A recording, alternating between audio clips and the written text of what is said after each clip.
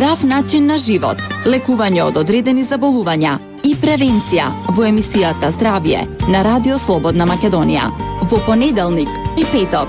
Вклучете се на 3131 332 или поставете прашање на мејл адресата zdravje@rsma.mk. Не пропуштајте контактна емисија Здравје на Радио Слободна Македонија. Почитувани слушатели, добро утро. Јас сум Александар Динев, а вие слушате емисијата Здравје на Радио Слободна Македонија. Во денешното издание на Здравје ќе зборуваме за видот кај децата.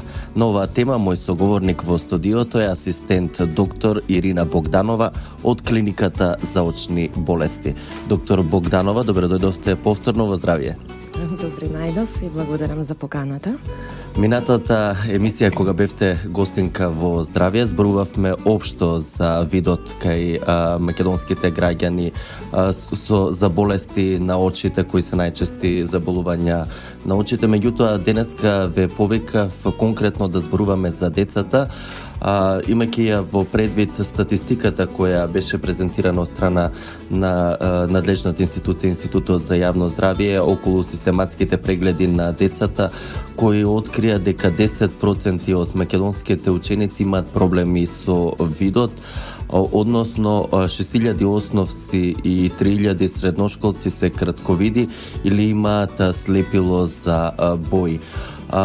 Навистина ли е ваква реална сликата околу бројките кои ги презентирав сега со ситуацијата на вашата клиника, Клиниката за очни болести? Имате ли зголемен број на деца со проблеми со видот?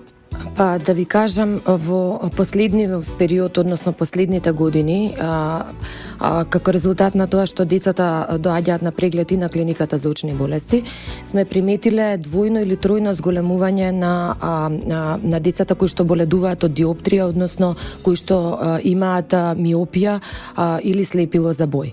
Овој модерен, да кажам, начин на живот во последниве години, кој што го наметнува престојот на децата во затворени простории, пред компјутери, пред лаптопи, пред телефони, си носи своји последици. Така да доаѓа до некои здравствени пореметувања, меѓу кои што спаѓа и пореметување со видот, односно диоптрија, односно миопијата, како најчеста појава кај децата.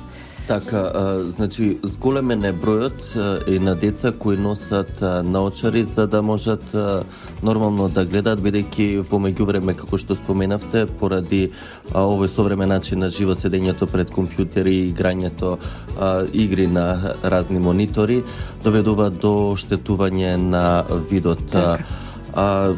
Што, освен овие фактори кои ги споменавме, техничките, значи, што друго може да придонесе кај децата да биде оштетен видот? Па видите, може да придонесат и одредени вродени фактори да има оштетување на видот, но мора да се напомене дека битно е кај децата што порано да се почне со прегледи на офталмолог, за да може да се спречи оваа појава доколку дојде до намалување на видот, од најрани години. Сега, за жал кај нас оваа навика, меѓу популацијата не постои, чисто превентивно да ги носат своите деца на очен лекар, односно на колку време да обично родителите да доаѓаат? Би требало веќе во третата година од животот да се направи првиот преглед на офталмолог, првата контрола, за да се увиди дали постои некое вродено намалување на диоптријата кај детето или не постои, односно намалување на видот. Зошто е тоа битно? Битно е бидејќи многу е битно да се истретира доколку постои намалување на видот од раѓање или во првите години, да се истретира на самиот почеток, бидејќи доколку не се даде диоптрија на тоа дете во самиот почеток до првите 5 или 6 години така натаму од животот, се јавува едно слепило во мозокот, за гледање, односно мозокот веќе нема да прима импулси за вид на тоа око и тоа око после одредена година и доколку се даде диоптрија на очари повторно нема да гледа.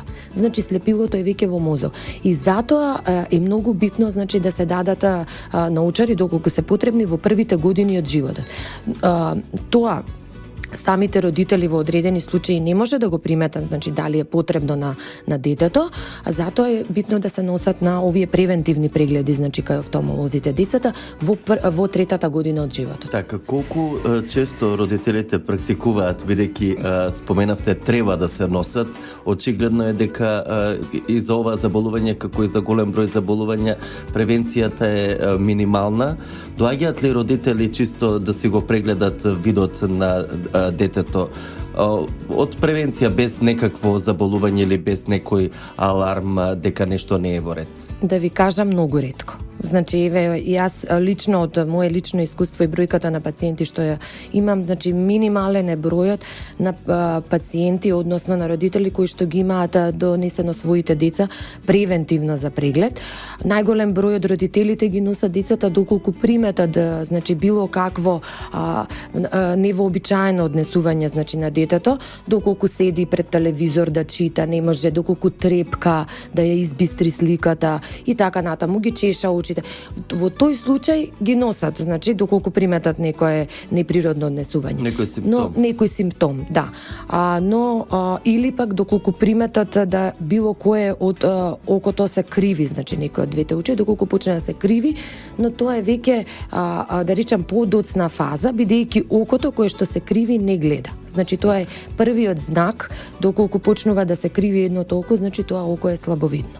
Така, кога сме кај знаците, како родителите да приметат навреме да дојдат, значи каква промена да забележат кај детето за да алармираат или веќе доцна кога ќе се појават симптомите или промените на? Па видете, не е доцна, значи во зависност во која година пак ќе кажам во животот приметиле, бидејќи долго време, значи може да се случи со месеци, со години одредени симптоми родителите да ги игнорираат. Значи седењето на детето пред телевизор, трепкањето кога ја бистри сликата, за да тоа може да се случува со месеци, едноставно родителите да го изигнорираат тоа и веќе се намалува видот континуирано. Или пак доколку почне да се криви, ако примета, значи има тоа вродено намалување на видот, тоа е после раѓање, кое се јавува, значи може да се криви едното око од самото раѓање или двете очи независно, значи од самото раѓање. А доколку се намали видот со текот на годините, тогаш, значи во третата, четвртата и така натаму година, тогаш може да почне, значи да се криви едното око. Сега, што е битно кај тоа око? Битно кај тоа око што почнува да се криви или се намалува вид, е битно, значи да се направи одреден третман за да повторно се врати тој вид, значи на тоа око, а потоа на пример хирушки може да се исправи окото што се криви, значи кривењето е најмал проблем, него видот на тоа око кој што се губи е проблемот кој што треба да се третира и да се врати. Така, но секое трепкање на детето не мора да значи дека всушност нешто не е во ред со детето, како што споменавте во различни фази од детството, значи децата наразлично реагираат. Да. Но освен овој симптом, на што друго да обрнат внимание родителите? Дали исто така мижењето може да биде причина или чешањето на очи? Да, тие замижуваат и кога гледаат телевизија, значи во зависност од кој тип на диоптрија, да кажам, се работи, доколку е миопија, значи ќе замижат малку за да добијат малку почиста слика.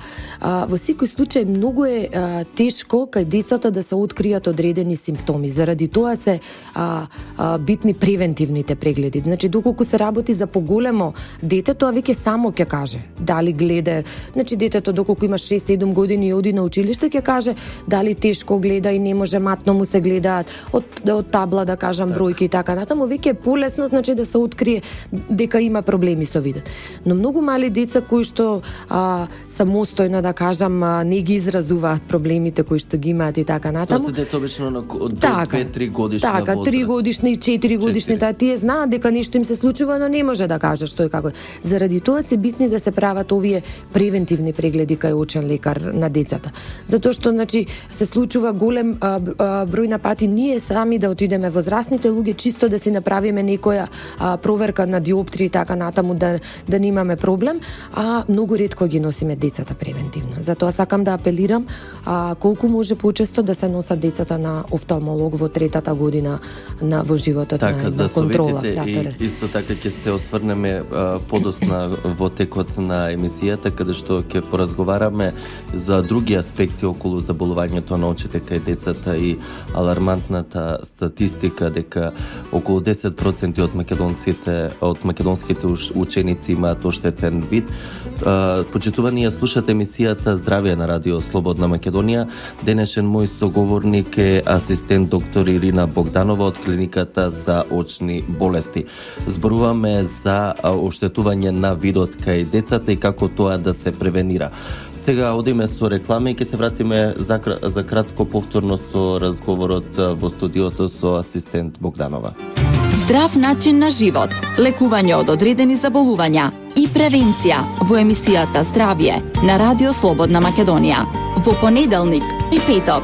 Вклучете се на 3131 332 или поставете прашање на мејл адресата zdravje@rsma.mk. Не пропуштајте. Контактна емисија Здравје на Радио Слободна Македонија. Почитувани слушатели, јас сум Александар Динев, а вие слушате емисијата Здравје на Радио Слободна Македонија. Денешен мој соговорник е асистент доктор Ирина Богданова од клиниката за очни болести. Зборуваме околу заболувањата на очите кај децата. Доктор Богданова, да не се навраќаме повторно на статистиката, споменавме дека бројките се алармантни. Немаат навика родителите да одат на превентивни прегледи, односно да ги носат децата на превентивни прегледи. Обично, како што рековте, тоа го прават кога веќе е доцна, кога видот на детето, односно детето е оштетен и детето има диоптрија.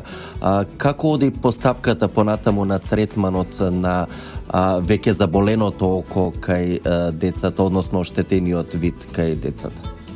По прегледот, значи кога ќе се утврди дали на детето му е потребно диоптрија и така натаму, значи се дава одредена диоптрија и понатамошниот третман оди бидејќи окото кое што не гледа, да кажам, или почнало да се криви, тоа е слабовидно око и затоа тоа око треба на еден начин да се форсира. Значи да гледа за да му се врати видот.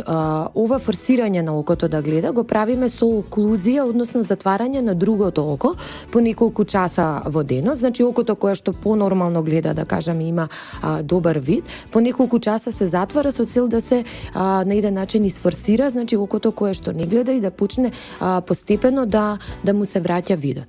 Но сепак ќе напоменам дека ова може да се случува до одредена година во животот, повторно доколку не настане тоа слепило во мозокот за гледање, тогаш е веќе касно, мислам, каква и оклузија или третман да се прави на окото што не гледа, веќе ќе биде доцна за било каков третман. Така да со одреден, значи третман, односно со носење на очари, оклузии, затварање и така натаму може да се врати видот и може по одредена година да настане намалување на диоптријата кај децата.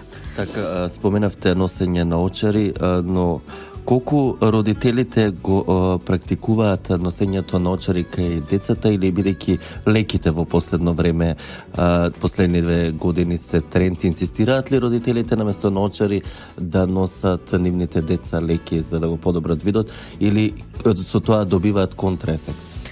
Да ви кажам, процесот на носење на леки е доста тежок процес. Значи не е тоа така безазлезно за да може и на дете да се советува да носи леки. Дури ние, значи, и кај средношколците, значи ги советуваме да не носат континуирано леки, него да ги менуваат со научари, бидејќи самиот процес на користење на леки е доста, да кажам, осетлив со тоа што може да настане инфекција на окото, треба, значи, поголема хигиена и така натаму, да не се изгреба окото и така. Тоа дете не може да го прави, значи знаеме, а и родителите, значи знаеме колку децата може да се работуваат за да ги местат и да ги ставаат леки ликите. Не мислев од естетски причини, затоа што има родители. Тие сите кога ќе дојдат, сите прашуваат може ли, значи да не носи научари, да носи леки. Но кај мали деца е тоа невозможно, значи знаеме дека значи процесот на носење каков и наставање на вадење на леките, така да дури научарите, значи децата многу тешко ги прифаќаат како мали.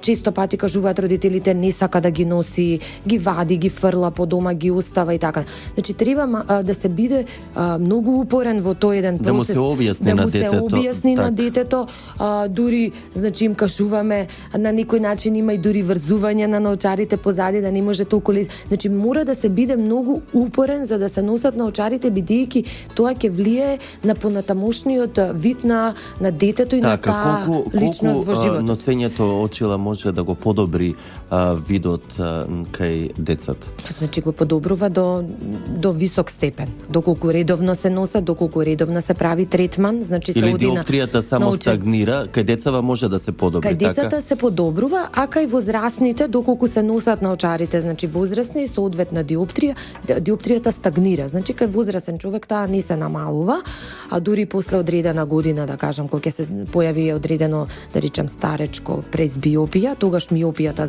започнува да опаѓа, но со текот на годините таа стагнира ако се носи, може да се случи, значи нормално, ако се носат научари, таа да стагнира, да не расте. А доколку не се носат научари, диоптријата расте, бидејќи окото се мачи да ја добие чистата слика, мускулот уште повеќе се заморува внатре во окото и диоптријата расте. Пред самиот крај на емисијата сме, меѓутоа морам да ве прашам околу инфекцијата на очите кај децата. На која возраст најчесто децата, бидејќи тоа е вирусно заболување, лесно се пренесува, на која возраст децава најчесто патат од инфекција на очите или конјуктивитис? Значи, многу честа појава, еви од личното искуство сега со пациентите, е конјуктивитите кај децата во градинките. Зошто? Најчести конјуктивити се вирусните конјуктивити, значи во моментов. Со тоа што тие се високо контагиозни, значи многу се пренесуваат од едно на друго дете. И сега што се случува? Значи родителите нормално, бидејќи се работно ангажирани со обврски, независно од конјуктивитот ќе ги носат, значи децата независно од третманот во градинка.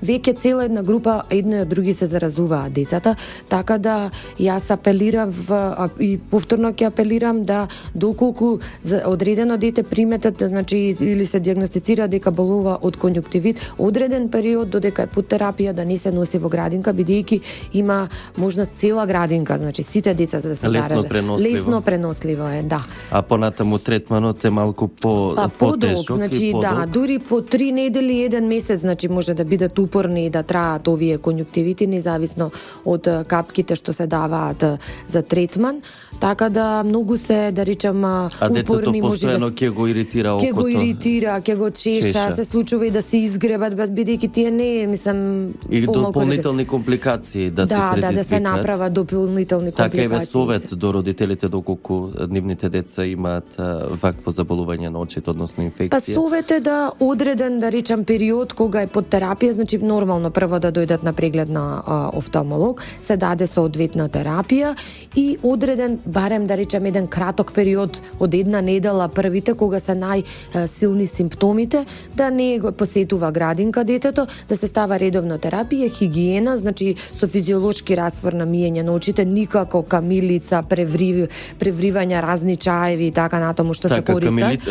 Камилицата обично луѓето често знаат да употребат, меѓутоа таа само го подхранува. Токму така, ја го подхранува, дури може да биде алерген кај одредени, значи личности, да предизвика алергија, па дополнителна, да речем, промени на очите настануваат и така натаму.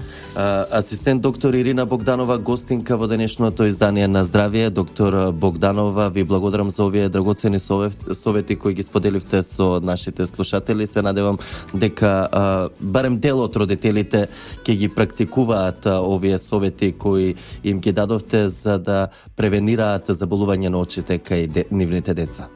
Ви благодарам и на вас за поканата. Секако стоиме на располагање, секако ќе ве побараме и во некоја наредна прилика со некоја нова актуелна тема или да повториме секое повторување, значи исто така превенција за одредено заболување. Ви благодарам уште еднаш. Почитувани, тука и крајот на денешното издание на емисијата Здравје во продукција на Трговско радиодифузно друштво Радио Слободна Македонија. Уредник и водител на емисијата Александар Динев. Техничка реализација Далибор Зафировски, видео реализација Дине Вучков. Денеска сме петок, 12 февруари 2016 година. Ви благодарам за вниманието со кое не следевте. Ви закажувам повторна средба со Здравје во понеделник во 9 часот и 5 минути. Од мене до слушање и пријатен викенд. Здрав начин на живот, лекување од одредени заболувања и превенција во емисијата Здравје на Радио Слободна Македонија. Во понеделник и петок. Вклучете се на 3131 332 или поставете прашање на мејл адресата zdravje@rsma.mk. Не пропуштајте контактна емисија Здравје на Радио Слободна Македонија.